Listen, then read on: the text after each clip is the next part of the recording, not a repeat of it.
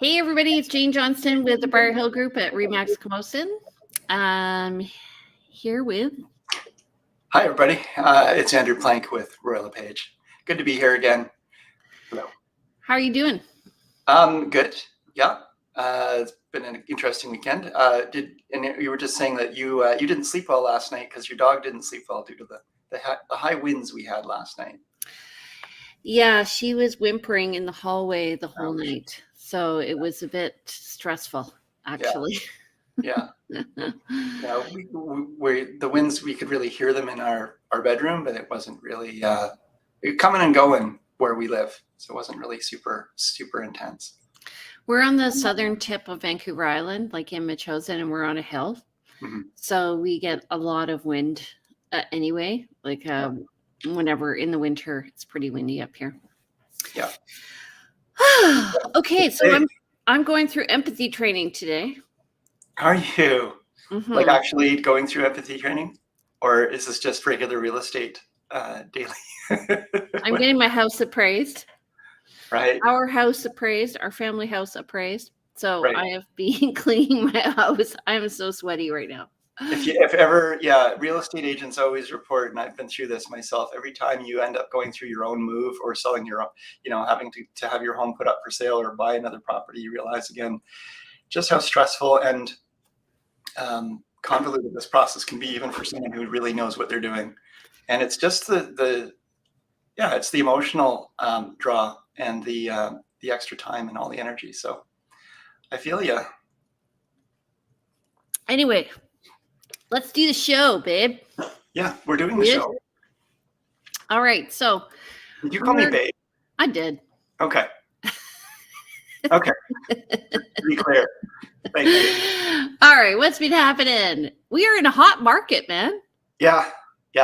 This is nothing new, but it just keeps getting hotter. What's our, I kind of want to skip down and see what our actual inventory is. Yeah, it's under 1,100, is it? God. Here, let me do it this way. All right.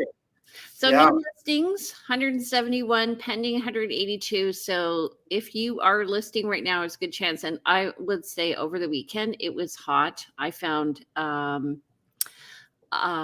just a lot of things were popping off. Price decreases are 23. People are now looking to close before Christmas. Mm-hmm. And I think that's why we're seeing price decreases. We had 4 price increases, which we always talk about. So, who knows why those happen? They're sometimes logical. Yeah. And 106 people closed in the past week. You want to do the next one? Yeah. And again, 16 expired listings. So even though, we have currently 1,091 active listings, but not everything sells.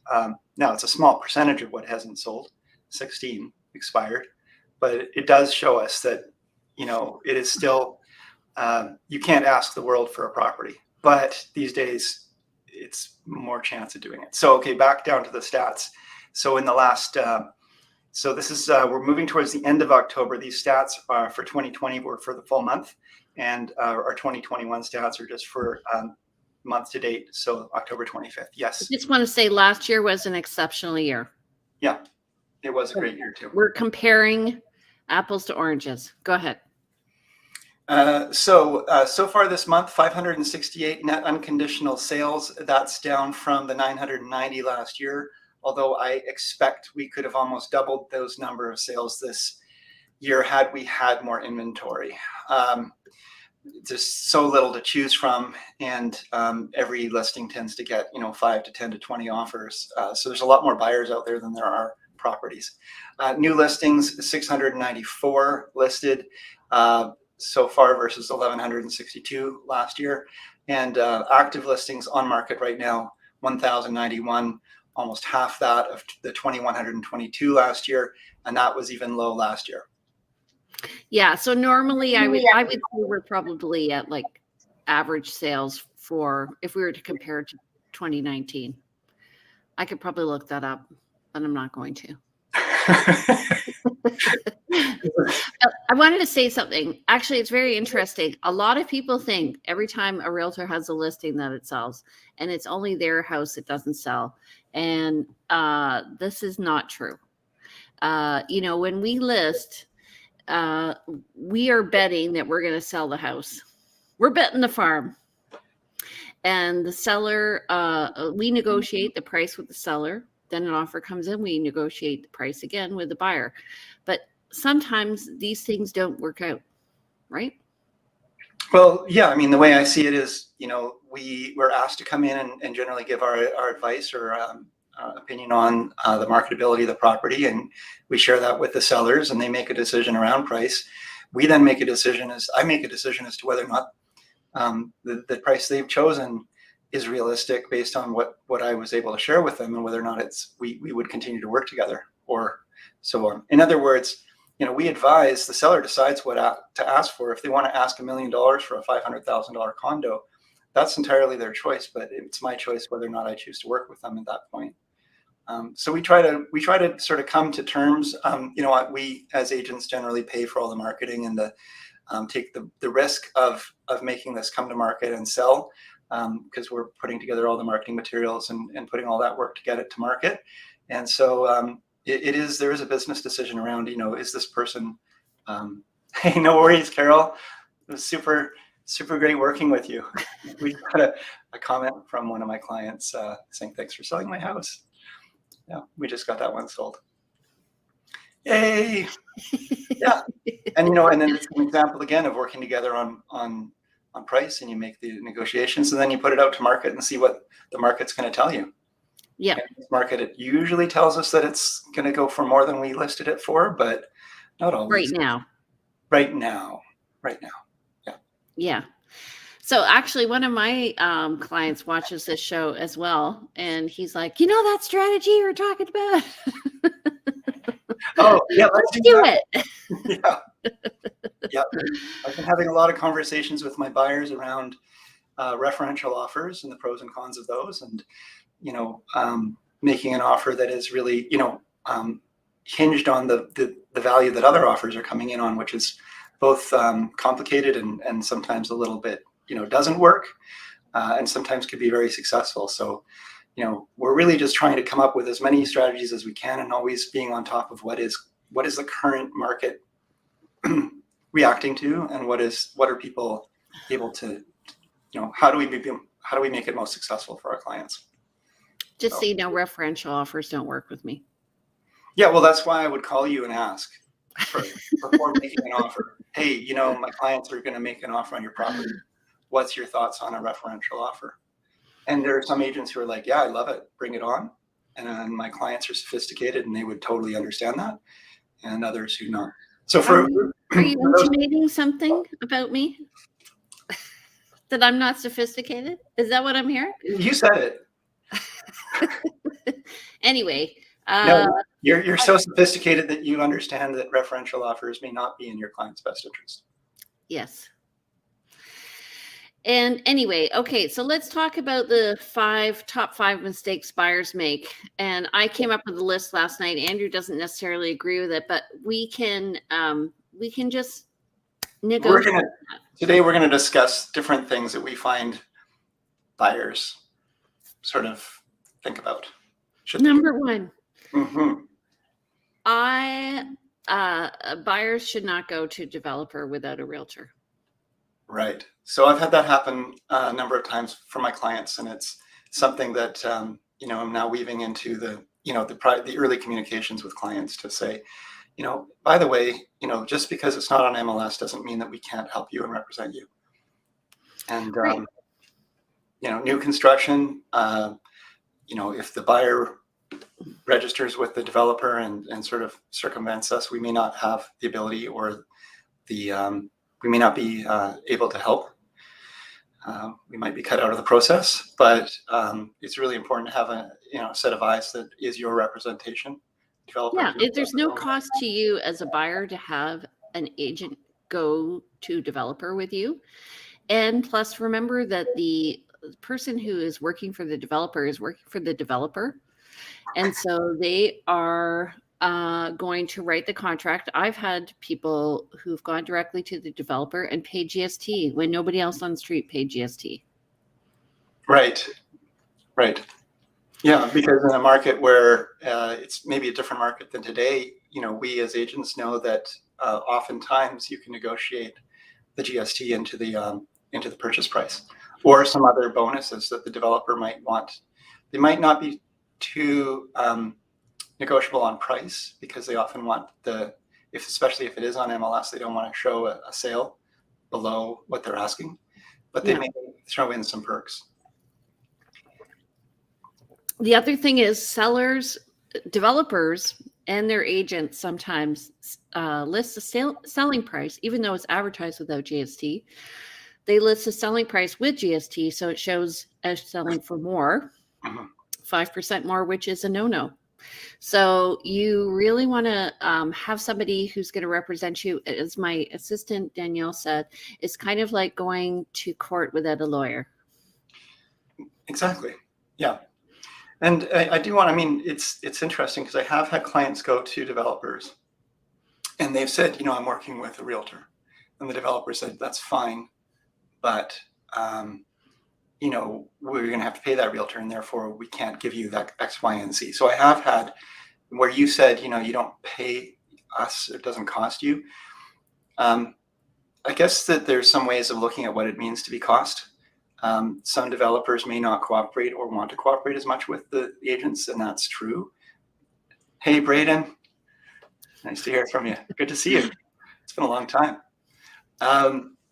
But that being said, in overall, you're going to benefit more by working with your realtor, and the realtor is going to probably be able to get more out of the developer, and also protect you from certain problems that could arise, because these developers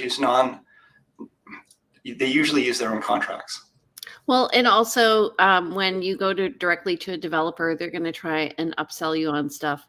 And as a realtor, sometimes developers also, developers are very important. Okay. And I have great relationships with developers, but I'm just saying, sometimes they communicate directly with the buyer and they try and circumvent the realtor. I've had it happen a few times, and I have to reassert that I do have agency, and so I have to represent the client. And I really want to be at the meeting where they discuss all the extras, because I can tell my buyers, this is going to make you money when you resell. This won't make you money. Like the surround sound system, doesn't matter. Yes, right. For $2,000, you can enjoy, or you can set up your own Bluetooth one. Yeah, but buy a Sonos system. Yeah. So, and do you need the plugs in the soffits? Do you need the charger in the garage? Probably now you do. These are things that are going to cost a lot more after some things. What kind of countertop should you have? What's the current trend? All that stuff. Anyway. The thing is about, when we're working with people who are working with us solely for all of their real estate need in terms of a purchase, then we can comprehensively and holistically help them out. And we can advise them on what they're doing in general and how it applies across the whole spectrum of the market. If someone is working with us to try and find them a home that's just on MLS, but they're also looking through other means and other channels and not bringing us into the loop on those, then we're unable to help them in that holistic means. And also, when we feel that energy, we do have a duty to our clients to help them 100%, as if it was our own interests. But I know in my heart that when I know someone is you might say playing the field, that it's a little harder for me to really feel safe and secure working with them and giving them that 100%, because there's a strong chance that they're going to go outside of the avenue that I've been working with. And I will do my best. I still work my best, but I just know that there's just trust. Yeah, there's a trust issue there. Okay, let me put it another way. Yes, please, because I didn't. If we're going to date, I want to go to the prom with you.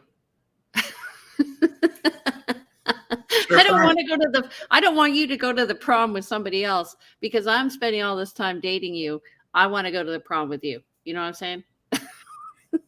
I'm in a punchy mood. I guess so.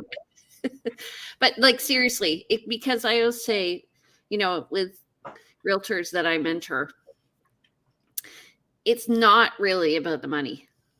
It's about the time. Because if I'm going to spend time and invest in you as a person, then my expectation is there's going to be mutual trust there. And when there's no mutual trust, we both feel it. Well, I think that it comes down to, again, a matter of being valued. And, if someone likes you enough to spend time with you and you're friends with benefits, term, but they won't take you to the prom. Yeah. Then you kind of feel like you're being a little bit undervalued, and they don't really fully value what you're doing.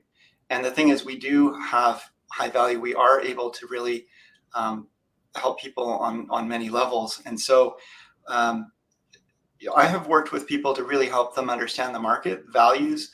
And then they go, this happened to me long ago. I may have told this story before, but I spent a weekend showing properties to a different agent's clients. He was out of town.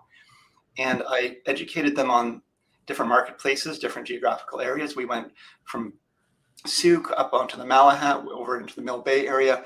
I spent my entire weekend working with these folks, and I helped them. We actually identified a for sale by owner property that I believe they ended up buying, because they went cold on me after I educated them. And when I brought them into this home, because we saw the sign, and I said, let's go knock on that door. We went in, we saw it, they loved it, and I'm sure they ended up buying it. But the thing was,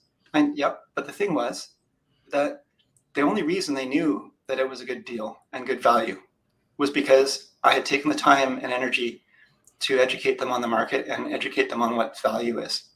And so they saved a lot of money by working with me, and they didn't value that, but wouldn't be willing to pay me or help them to buy that home itself. They went negotiating themselves. The same goes for the new construction, right? We're going to help people understand the marketplace, help them understand the holistic value of what they're doing, the location, and give them advice on this. Are you sure you want to buy in this complex? Because it doesn't match X, Y, and Z that you told me. It's not in the area your kids are going to school. Don't get distracted by the shiny objects. And that's the point. Okay, moving on. Number 2, what's your top mistake buyers make? Oh, you're going to ask me. I was just going off your list, but I think I call it panic management, or tail wagging the dog, where people begin to distrust themselves almost, and they are making sort of from the hip decisions under duress, and they're not trusting the process. They're not trusting that another property will come down the line. They're not necessarily trusting their realtor, but overall, they're really not trusting themselves. And so it's around really coaching people to relax, to educate themselves, and not to go into things too quickly, not to wait too long. There's paralysis by analysis is a real thing, but not to shoot from the hip. And so I find probably the biggest challenge I find the mistake that buyers make is this panic management, panic buying, panic decision making. Not necessarily quickly, but sometimes, yeah. Do you have anything to comment on that? Would you say that's an observation you've made? Yes, and actually, I don't have this on the list, but you brought up number 3 for me, which is coming to Victoria and feeling they can buy a house in a weekend. Right. Yeah. And we're not just selling you a home; we're not selling you a building. And you put a lot of pressure on yourself when you go to make a quick decision. And the podcast I do, Vancouver Island Time, is all about the neighborhoods, because we're selling you lifestyle, really. And so you can buy a nice house, but it could be in the wrong area. Like, if you want to buy a Cape Cod style in East Souk versus Gordon Head, you're going to have very different life. Same house, different life. Or different house. Right. Yeah. So, yeah, no, that's a big one. Absolutely. Yeah. So I agree. And also, I would say number 4 is talk to your realtor. Many people, I work with buyers who then go away and they have the discussion between themselves, which is good. And I encourage people to do that. But then I'm kind of like, I don't know what's going on. Right. Well, we're not always privy, and it's often the case people have their own private personal reasons for buying or selling that they do keep from us. Some of them are truly, not something that they would want to share with us. But there are other elements that are really helpful for us to be included in. And when we have that trust relationship with people, with our clients who, they share with us what's going on for them, then we can help to guide them. Maybe it's time to wait. Maybe you do want to buy a house this weekend. Knowing what's going on. Hey, we've been given notice by our tenants, and we have to be out by, October 31st. Well, sometimes they say stuff like, I'm trying to think. Like, oh, well, we didn't offer on that house because it had septic. Right. And we don't like septic. And I'm Right. like, well, what don't you like about septic? And I can Right. help you with that. Or, it's ecologically sustainable. It's going to maintain itself very well, and just pump it out every 5 years. And here's, don't put bleach down the drain. Right. Like sometimes people, what I'm saying is they analyze, and I think they're analyzing without all the information. And so if you have a concern, to talk to your agent, because sometimes it's not that we're trying to convince you. It's just that sometimes what you think is an issue is a non-issue. People don't always know what they don't know.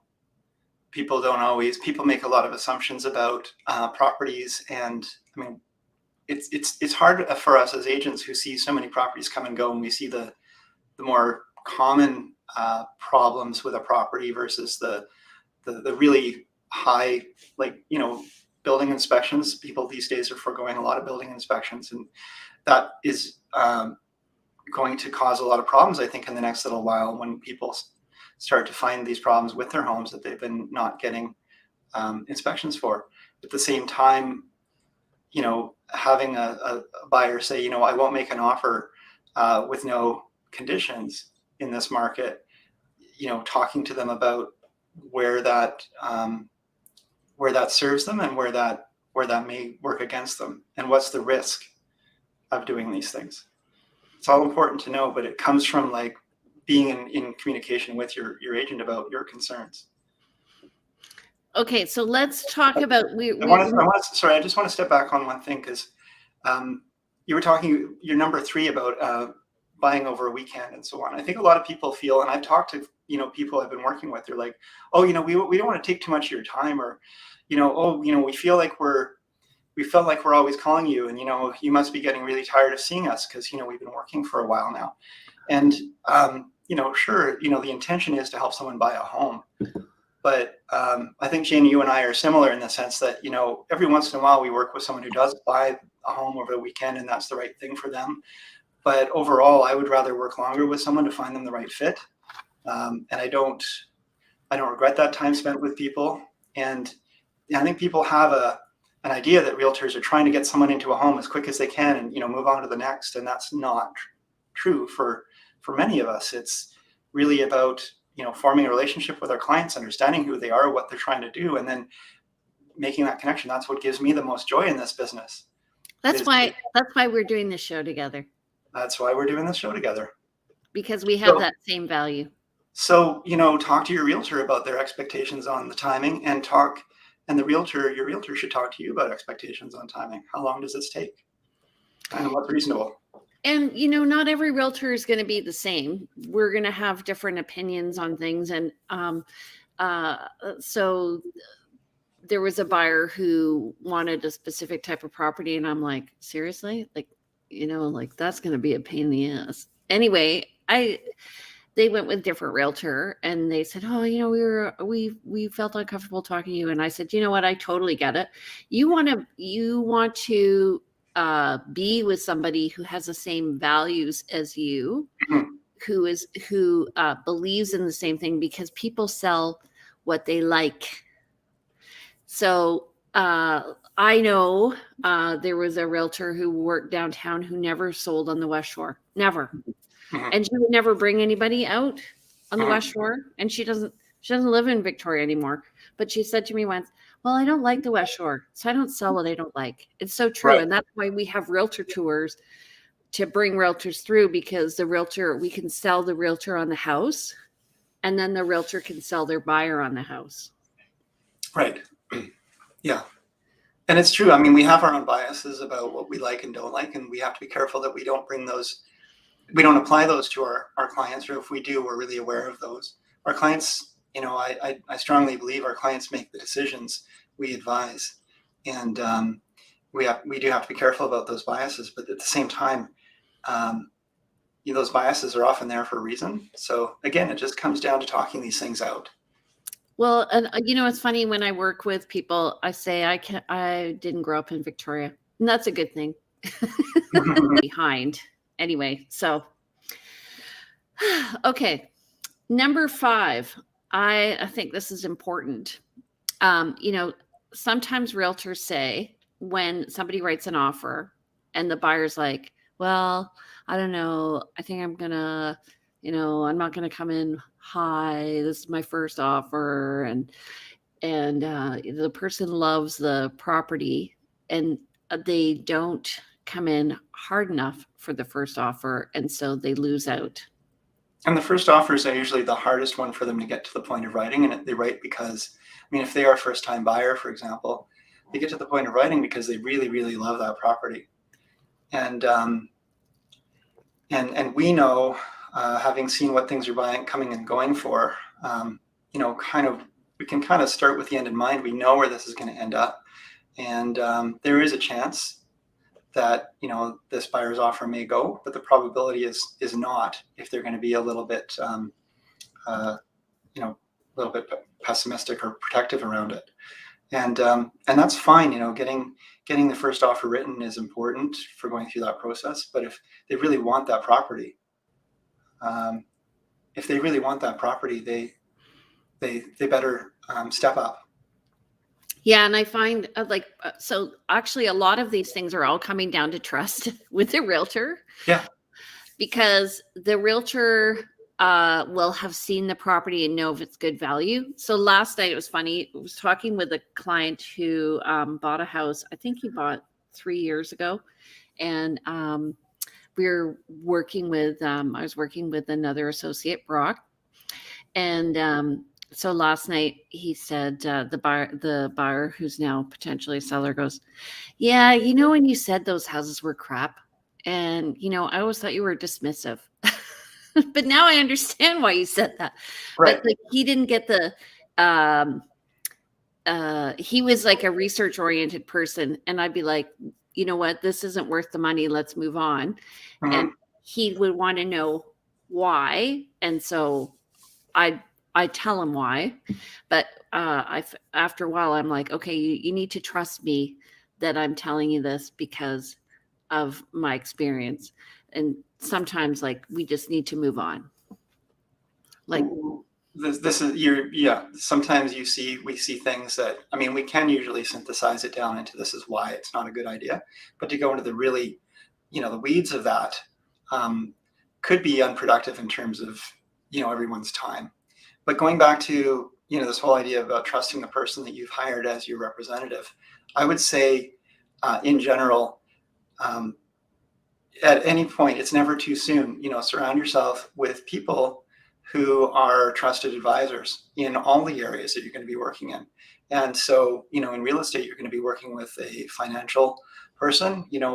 Find someone that you know and trust, and who is very competent, and then trust what they're going to tell you if they truly are knowledgeable and competent. Trust your team, build your team, and don't leave it till the last minute to start pulling together people who you don't know and trust to help you through this process. Do it early. I tell many of my folks who think, Jane, you and I both get phone calls from people who say, I need to buy a home in the next month or two, or I need to sell my home within the next couple of weeks. And if they've been talking to us sooner, because they've been thinking about this for much longer than this, and they leave it till the last minute sometimes to call in their expertise, then there would have been more time for us to get them up to speed. So when the time comes, they can make a good decision. Is your laundry done? The laundry is now done. or on fire. I can hear my dog barking in the background. I totally agree. And this is why you need to get, actually, probably this is the sixth mistake, which is get your ducks in a row before you go out and write the offer. And a lot of buyers want to get out and look at properties quick because they just feel the urgency, but they don't understand that if they don't have the building blocks in place, they can't write the offer anyway. Right. So like I have people who have, they want to move and they don't have their house listed, but they need their house sold in order to buy. So again, it's about getting your ducks in a row and listening carefully. Yeah. And again, trusting the process. If you are a person who does not inherently trust the process, you're going to have a harder time buying. I have found in this marketplace that's the people who are trusting the process and are not super cautious are the ones who are successful in winning properties. And that can come down to timing, because in a different marketplace, people who are cautious can do really well for themselves when there's a lot of selection. But knowing yourself and being able to have those conversations with a trusted advisor to know, like, if you're just going to be hitting your head against the wall and working through a lot of frustration by writing 10 or 20 offers that don't get accepted, maybe now's not the time to be buying. Yeah. And what you're speaking of are like in the personality profiling courses that I teach, it's a high knowledge people who want to know for the sake of why, for the sake of why and they're always questioning everything. And so sometimes when I work with those people and we have offers in 5 days, I'm like, okay, let's get in as soon as possible because you will need to think about this for the 5 days, and then get your questions answered before we write the offer, because you're not going to get them answered after. Right. I'd like to add a 7th or 8th or whatever it is in the list. It's probably 8 or 9 in the list. I know we're not that far down yet, but don't be afraid to write an offer. I worked with a lot of people. You mentioned people coming from, I call it overseas, but from the mainland or from the interior provinces or what have you, but people coming from other areas and they don't know our market here. And, or maybe they don't have a lot of money to spend. They're still getting used to our marketplace, but they say, I don't want to compete. I don't want to compete in this marketplace. I don't want to play this game that seems to be being played right now. It's not a game. This is what is being done by sellers. The sellers are currently, they're currently running the market, you might say. But don't be afraid to compete. Just don't necessarily make an offer that is like, if you have a number in mind and conditions that you would buy the house under, throw your hat in the ring. Sometimes the seller does go for the offer that isn't the highest. Sometimes the seller, sometimes, Now these are rare, and we don't want to be chasing again, 20, 30 offers that are always substantially under asking, under the market value. But if you're making a good market value offer and a reasonable offer, then over time you have a chance of getting it. So don't be afraid to compete. Yeah, and it sort of goes to the point that there's 5 elements of an offer, right? Price is just one. Yeah.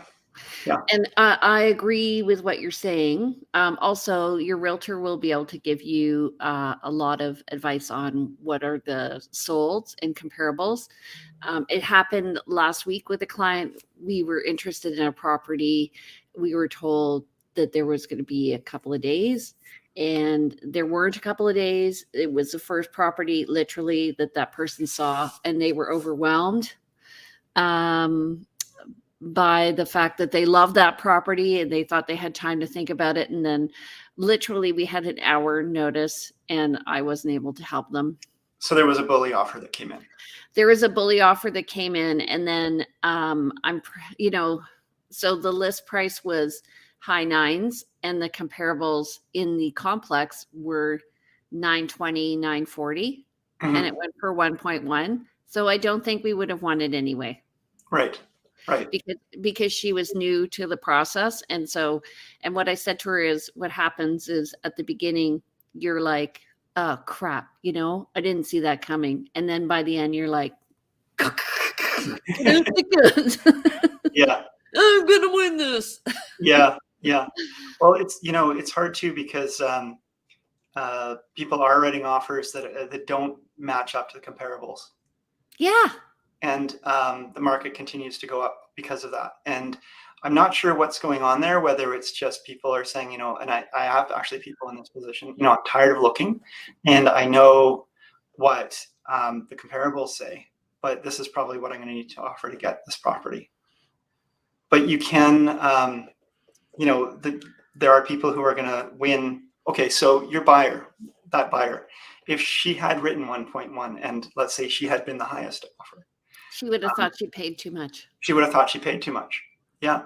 And that's the other challenge to this is, you end up, in order to buy the property, you're always going to, in this market, feel like I paid too much. Yeah. And the value is always retrospective. You go forward 6 months in time and look back, and you're going to say, okay, this was a good thing what we did, because now houses in this area are selling for 1.2. Or you're going to say, I wish, I bought at the peak. Yeah. And just so you know, everybody feels that way, even realtors.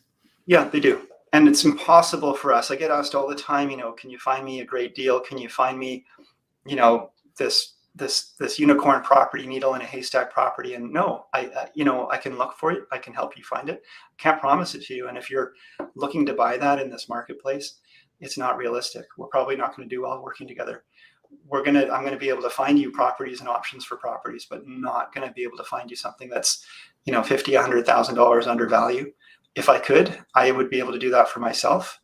And I wouldn't be doing it for the random person who just calls me out of the blue and says, I want to interview you as an agent and find out if you can, get me well above market value for my home to sell, or help me buy a home well under market value. That's not realistic. Yeah. Yeah. Okay. Yeah. Okay.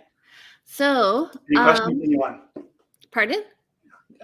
I'm asking if there's any questions out there for us.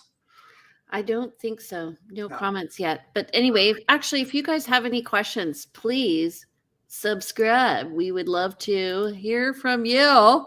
I got to do the thing. You did. Okay. Well, let's get to work. Okay. So how do people reach you, Andrew? Okay. You can reach me by calling me or texting me at 250-360-6106. A few of you seem to have been doing that during the show. You can email me at info@andrewplank.com. Check out my website, andrewplank.com.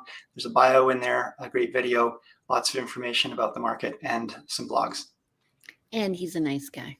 And I'm a nice guy. Jane, you're a nice person too. Thank you. Yeah.